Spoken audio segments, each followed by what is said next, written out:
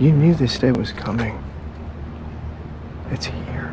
November is this very special month because every episode is just all Red John. It's the 6th year. I feel like I've had as much energy as the first year. It's going to be interesting to see what happens personally and emotionally with the character if he doesn't have that drive anymore. It's sort of interesting about their relationship because it's also like, what is there without Red John? Like, will Jane still work at the CBI?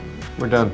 The idea that Patrick Jane is such a narcissist that he's created this whole existence for himself, and he's given himself a position in life to seek revenge against a crime that he's committed, and he is a Dr. Jekyll, Mr. Hyde character. I only say this and exclude that as a possibility just because I think it would be cheating the audience if the end of Moby Dick was that Captain Ahab is the great white whale. You would feel cheated of a good harpooning, wouldn't you? You see him every place you look. You think you're getting closer, but he's just playing with you. 5.5 years leading up, we've been talking about Red John. We've almost had him. We've thought we had him, and finally, you know, this whole story comes to a close. Oh, come on. So it's been a lot of years in the making, and yeah, we really do. We find Red John. This is definitely it. This is actually, you know, this is it. This is the matchup of matchups, the pairing of the two, and we'll see what happens. Oh, it's bold. I mean, it's an experiment. We'll see what happens. But it's also exciting because as actors, we get to sort of they're reinventing the show. It's sort of a reboot. We're the same characters, but what happens after Red John, you know, the show becomes something else. And it's fun because we've done this show for 5.5 years, and, you know, it's been great, and, the fans, you know, love it, but as an actor, it's fun to do something sort of different. And it's also fun to, you know, it's really fun to give the fans and the audience some closure, to actually do an episode that's for them. Well, yeah, it has been a long time coming, and it's one of those things where I don't know if you ever go to the greyhounds at all, the dog races. Oh yeah. The dogs chase that rabbit. The dogs chase that rabbit, and that's sort of that's the whole idea of the race. Well, what happens when the dog catches the rabbit? Does he want to race anymore, or what does he do with the rabbit? It's a little bit of that kind of mental game for me, because it's been the drive of the character since the very beginning. The impact is pretty enormous, but you realise that when you set a goal that's such an important part of what your life is and who you are, and then when you achieve that goal, if you don't have other goals set straight after behind it, then you know you could be kind of destroying a large element of what your own personality is and who you are.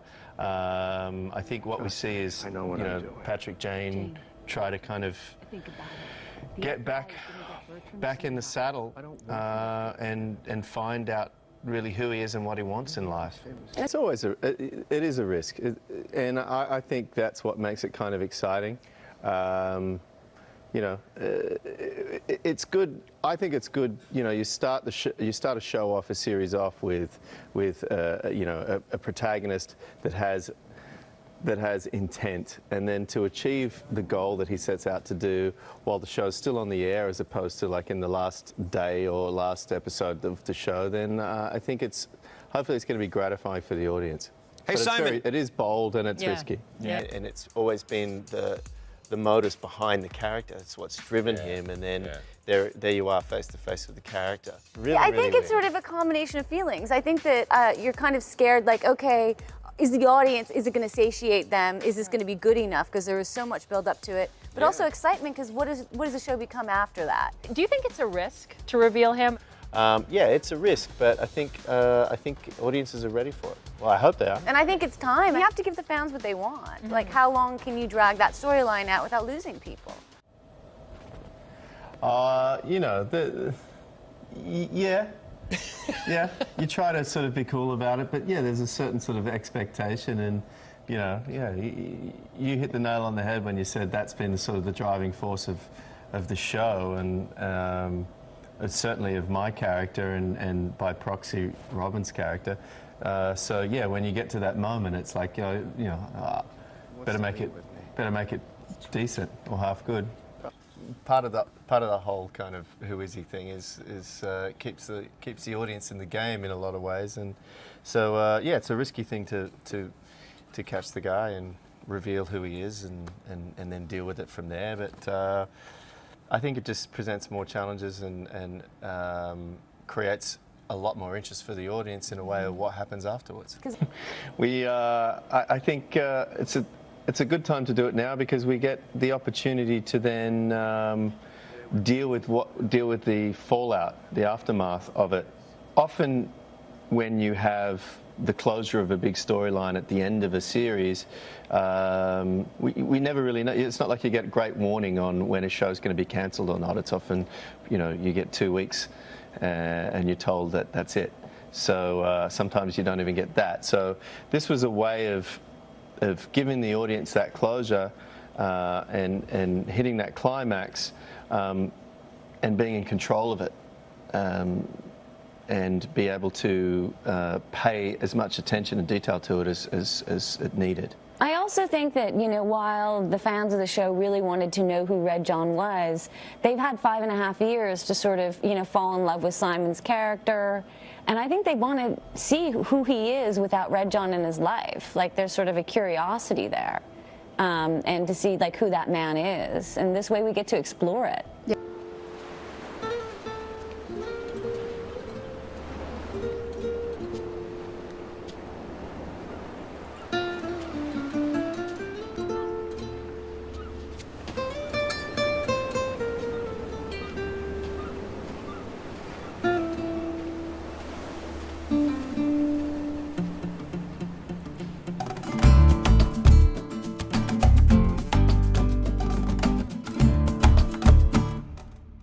What's next? Ah. You're directing, right? You can take this one, Tunney. Yeah, I direct the next episode, the very next episode. All right. I don't know how much we're allowed to tease about that, but it's, it's like anything. It's what happens when when you achieve the objective that you set out to achieve. When everything you live for is satisfied, all of a sudden, where do you go? What happens? And I think it sort of plays more on the idea of when maybe Red John is a bigger part of Jane than he thought he was, and who does he really care about?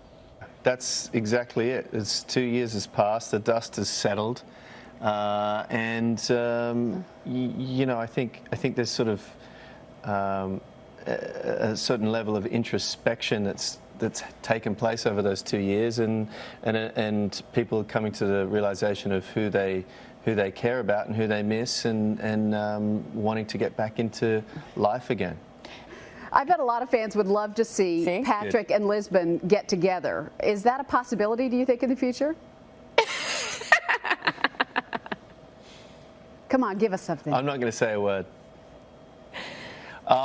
Look, I think it's one of the best parts of the show, that relationship, because they're so focused on chasing Red John all the time that it's sort of rare that you have these moments where they stop and look at each other and go, you're kind of a great person, and we don't get those opportunities very often, and that makes it even better because it sort of teases that bit out. But they're very, very good friends, and I think it's probably just them that is personally the ones that aren't aware of the fact that they care a lot about each other.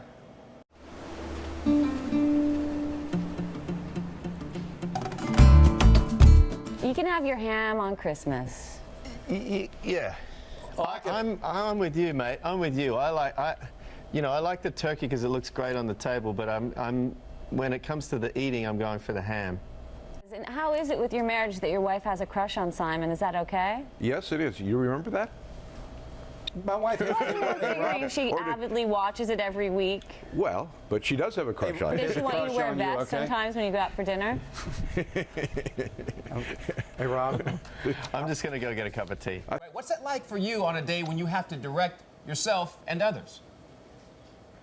Well, I have a big breakfast so that I have a lot of energy. No, it's good. It's a pretty active day for me, obviously, both sort of mentally, physically. I enjoy it. Yeah, that's probably my favourite time on the show. The nightmares you have are more or less about how much work you have to do the next day and whether or not you're going to be on top of it. Yeah. Good point. It's a big workload. I think that's a big challenge, sort of every day, and really trying to like bring your best to it, because it is an enormous amount of work. But luckily, we have each other. And you also have a really fun set to work on too. I hear the environment is just, people are just having a good time working together. Yeah. I mean, Most days. Yeah. Most days. Yeah. You know, I thought about it yesterday. I was thinking about how, like, in the future, when I no longer go to work every day, I got very melancholy, and I thought, I'm going to miss just the sort of the camaraderie of the crew that that we work with, and I take all those relationships kind of for granted because I just sort of go in every day and do 12 and hours. it does become a family. Like these people have been a part of your life for so long. So yeah, there's sort of there's a sadness, sort of. That ending is and this little one. No, we want to thank you guys for joining us. Thank you so much for coming by. I know it's early, but we're glad you're here. Adam Levine just named Sexiest Man Alive by People Magazine. Any advice for him? There he goes. There he goes. You knew you weren't going to get out of this interview without a sexiest knew that was coming. man Come question. on. I don't have any advice. No advice was there. He's not sharing his sexy advice. Yeah, I would say take it with a grain of salt.